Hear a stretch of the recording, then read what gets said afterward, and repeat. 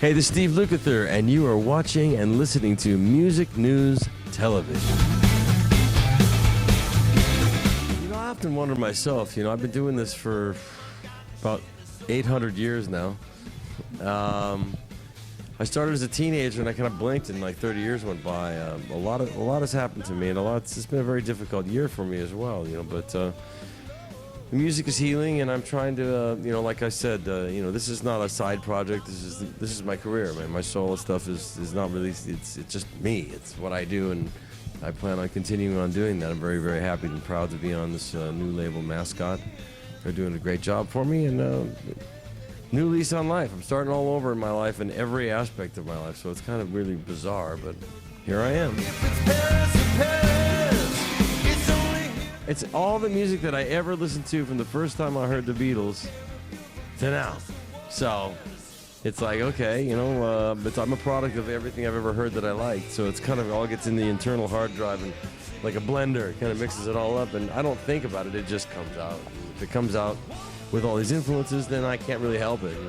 I like to make melodic rock with a twist that has little different shades of flavors and spices in it.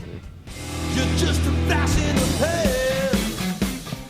Oh, well, the most painful one is Don't Say It's Over. It's about the falling apart of my relationship right now, and I'm kind of got a broken heart, so when you're writing and you got a broken heart, those kind of songs come out, My son played guitar on that with me too, and Darkness in My World is another favorite. My daughter sang background on that. She's not a professional singer. My son's a professional guitarist and recording artist, actually making his first record right now. I've been going through a lot of pain. I lost my mom this year, so I'm an orphan. I have no parents.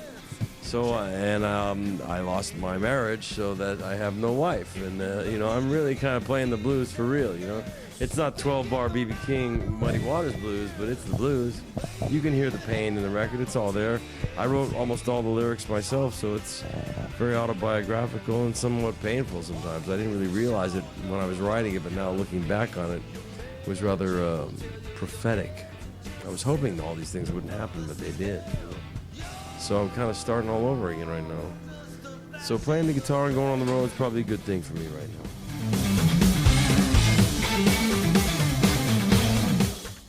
Oh man, these are my high school friends, the real Toto, the people that David Page and the Porcaro brothers, and even Joseph Williams. We all went to high school together and lived in the same neighborhood, and we knew each other when we were just like 15 years old, So they're more like brothers, I have very fond memories. Obviously, our first big hit record was The Dream, you know what I mean? And us still being soul brothers, it means a lot to me because we've been through all the experiences. When you have a lifelong friendships like that, and you've been through the good and the bad together, the positive, wonderful highs and the lows, and losing another brother, and just going through life's experiences, only we can really relate to each other what that was really all about. You can look at each other without even having to talk. So, yeah, and we made some really good music. I'm really proud of what we did.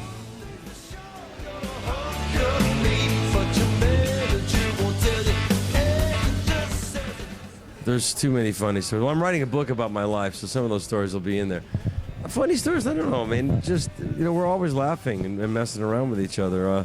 Probably the funniest, okay, I'll give you a funny story. I once made David Page could not make a summer tour, so he had a replacement, Jeff Babko, his keyboard player, wonderful keys. Out with Sheryl Crow right now, as a matter of fact. But we've worked together for many years, when Simon introduced me to him. So I made a press release on our website saying that David was having a sex change into a woman. Now, it was a joke. But a lot of the main papers got a hold of it, and they thought it was real, and they printed it all over the world that David Page was having a sex change into a woman. That was pretty funny. Actually, I recorded some of his biggest hits, and Toto was very involved with the Thriller record, although nobody ever gives us any credit for it.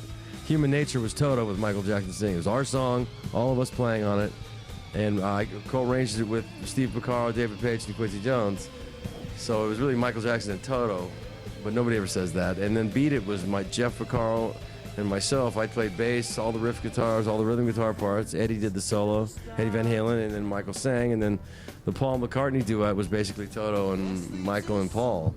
So it was just a little bit more than just, oh yeah, I just played on a few things. And David played on a lot of the rest of the record, and then our old fill in keyboard player Greg Fillingane's played a lot on that record. So we were a big part of that. And it was a great honor. Michael's really cool. And then working with Quincy is always great. You know? I started working with Quincy when I was like 22 years old. Well, it's just another endless drive. Something that Well, I mean, my 23-year-old son Trevor, he got me into the Facebook and the Twitter and all that stuff. I'm on every day, and it keeps growing, 1,000, 1,500 a week. And I'm, in touch with the people that like my music, fans, for lack of a better word. I kind of really like that word, but friends, I'll say.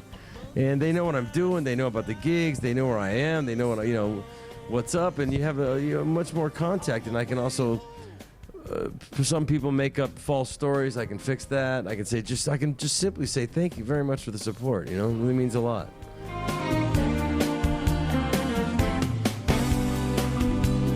Probably be in jail or something like that, I don't know. I'd be in all sorts of trouble. I don't know how to do it. I mean, since I was 7, 8 years old, it's the only thing I've known how to do.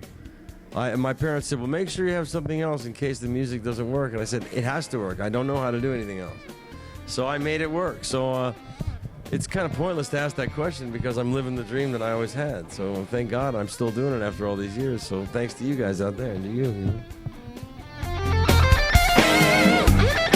And it starts November 3rd in Europe, yeah. I'm coming back again in 2011.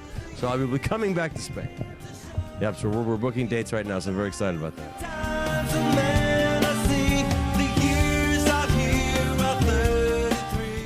Practice, don't just, get outside the box. Listen to all kinds of music because there's fantastic musicians that play all different kinds of music, and it will help you down the line. Learn your craft. Don't put in those hours because they do pay off. If you want to get really good at something, you have to work very, very hard and be very passionate about it. And keep smiling. God bless. Thank you very much.